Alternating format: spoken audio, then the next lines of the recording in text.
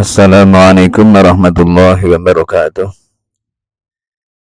Bismillahirrahmanirrahim. Alhamdulillahilladzi nazzala al-furqana ala 'abdihi liyakuna lil 'alamin nadhira. Asyhadu an la ilaha illallah wahdahu la syarika lah. Syahadatan tunji qailaha min 'adzabi yaumil 'uqba. Allahumma fashalli wa sallim wa barik ala sayyidina Muhammad sahibi syafa'atil 'uzma wa ala alihi wa sahbihi. Amma ba'du fala haula wala quwata illa billahil aliyyil azim. Saudara-saudaraku yang berbahagia, kita bertemu kembali dalam rangka bersama-sama belajar membenahi diri, introspeksi dalam rangka untuk batawasau bis sabri wa tawasau bil haq. Kali ini saya akan lebih memprioritaskan, lebih mengutamakan dengan apa yang saya sampaikan kesempatan yang lalu, bahwasanya amal yang kita lakukan, kegiatan yang kita tampilkan selama ini, ada kalanya yang berperan aktif adalah hati, ada kalanya yang berperan adalah anggota jasmani. Sekali lagi saya ingin lebih perhatian kali ini untuk segala sesuatu yang berhubungan dengan hati. Karena apa? Sering di antara kita termasuk saya terlena atau kurang perhatian terhadap hal-hal yang berhubungan dengan hati. Kita lebih perhatian, lebih fokus dengan anggota jasmani. Atas dasar itulah, marilah kita sejenak untuk menyikapi ini dalam rangka agar supaya hati kita, amal-amal yang berhubungan dengan hati kita lebih terkondisikan. Saudara-saudaraku yang berbahagia, kegiatan atau amal yang berhubungan dengan hati yang selama ini kita lebih atau selama ini kita kurang perhatian, di antaranya adalah niat. Padahal kita tahu niat itu menjadi ukuran, menjadi barometer tentang baik dan buruknya amal atau kegiatan yang kita lakukan.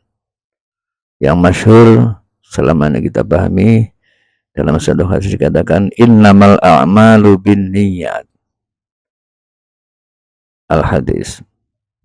Segala suatu amal itu tergantung niatnya. Artinya sejauh mana baik dan buruknya niat, maka itu ukurannya adalah sejauh mana buruk dan jeleknya kegiatan kita atau amal kita. Artinya tidak tergantung kepada casing, kepada jasmani, tidak tergantung kepada amal anggota tubuh kita. Taruhlah misalnya sholat. Sebagaimana kita ketahui, definisi sholat adalah satu kegiatan yang diawali dengan takbiratul ihram, dengan gerak tertentu, dengan syarat tertentu, sampai diakhiri dengan salam. Artinya secara jasmani ada kegiatan yang jelas dalam hal sholat ini. Mungkin di antara kita timbul tanya, apakah mungkin seseorang sholat itu niatnya jelek? Sangat mungkin ini terjadi. Satu contoh, seseorang yang sholat atau kita sholat, namun niat kita hanya untuk riya atau pamer, agar supaya kita dikategorikan orang yang taat, agar kita digolongkan orang-orang yang dikatakan oleh orang-orang yang ahli ibadah.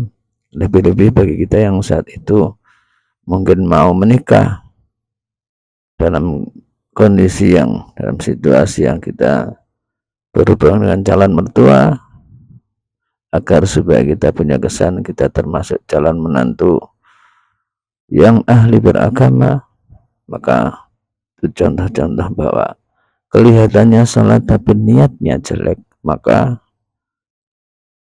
amal itu jadi jelek. Atau apapun yang kita lakukan, kalau niatnya tidak sesuai dengan tuntunan yang telah ditetapkan oleh syariat Islam kita, maka amal itu juga akan menjadi jelek. Banyak sekali. Taruhlah misalnya kita mencari ilmu dalam rangka agar supaya nanti kita mudah untuk mencari harta dunia, mencari pekerjaan, mencari jabatan, maka niat mencari ilmu seperti ini termasuk sesuatu niat yang tidak dianjurkan atau dilarang. Oleh karena itu, dalam kesempatan yang lain sempat saya sampaikan bahwa semua harus kita dasari dengan ilmu. Dalam hal ini adalah ilmunya niat. Maka syariat pun memberi tuntunan bagaimana kita harus niat dalam segala apa yang kita lakukan. Semua ada tuntunannya, semua ada ilmunya. Maka inilah yang harus kita kaji agar supaya niat yang kita panjatkan dalam setiap aktivitas ini benar-benar sesuai dengan tuntunan agama. Taruhlah misalnya kita mencari nafkah. Mungkin secara zahir kesan yang muncul orang yang mencari nafkah termasuk sesuatu yang berhubungan dengan duniawi atau dikatakan amal yang duniawi. Tadi anggap tidak ada pahalanya. Namun andaikan kita niati dengan niat yang baik. Niat yang baik dalam hal ini dalam rangka mencari nafkah, misalnya niat insun mencari nafkah lil kafaf, yaitu dalam rangka memenuhi kebutuhan.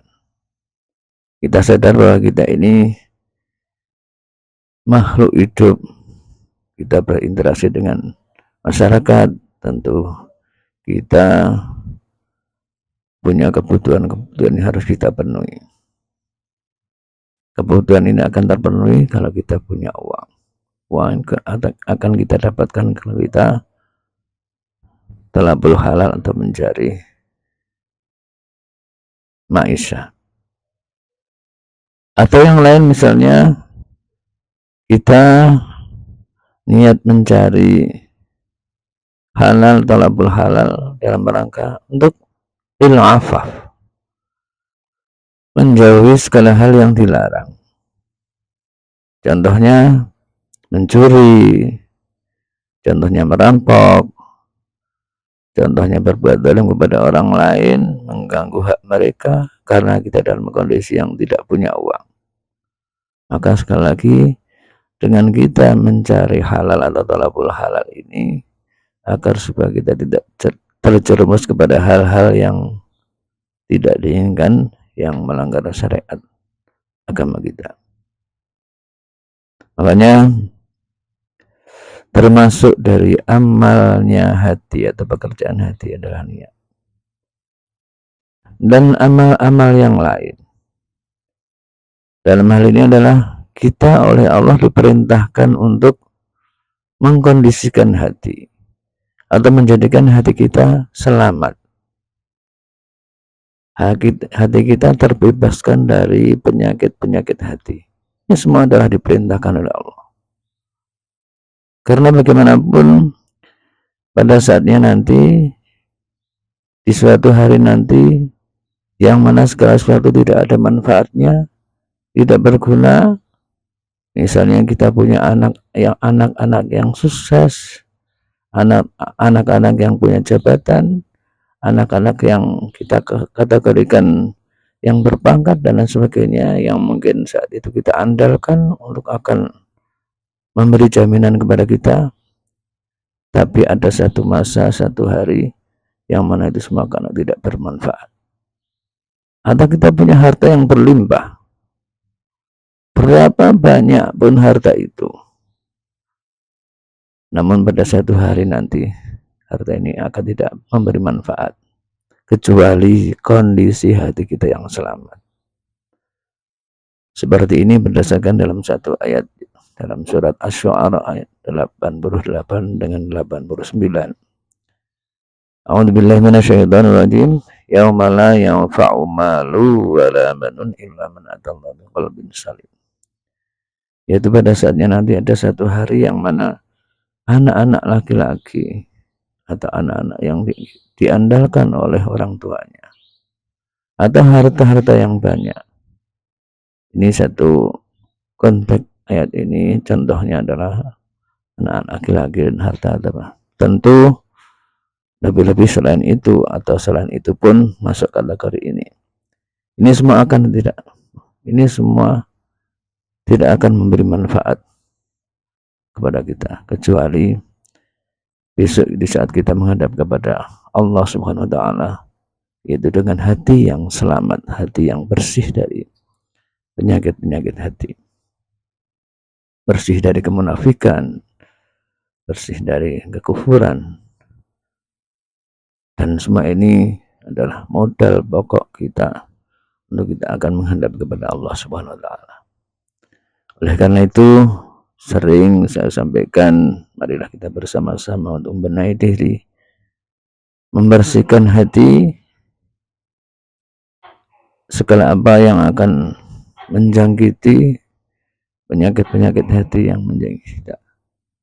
Kita pahami, kemudian kita latih untuk kita bersihkan, untuk kita biasakan dalam kondisi hati yang suci, yang bersih, sampai dalam batas kita benar-benar menghadap Allah Subhanahu wa taala, dan tentu dengan harapan agar supaya kita diterima di sisi Allah Subhanahu wa taala.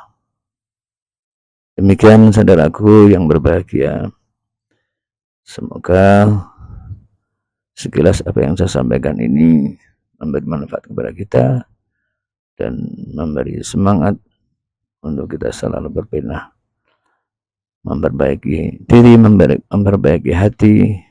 Akhirnya kita benar-benar sowan kehadirat Allah dalam kondisi hati yang suci. Amin Allahumma amin.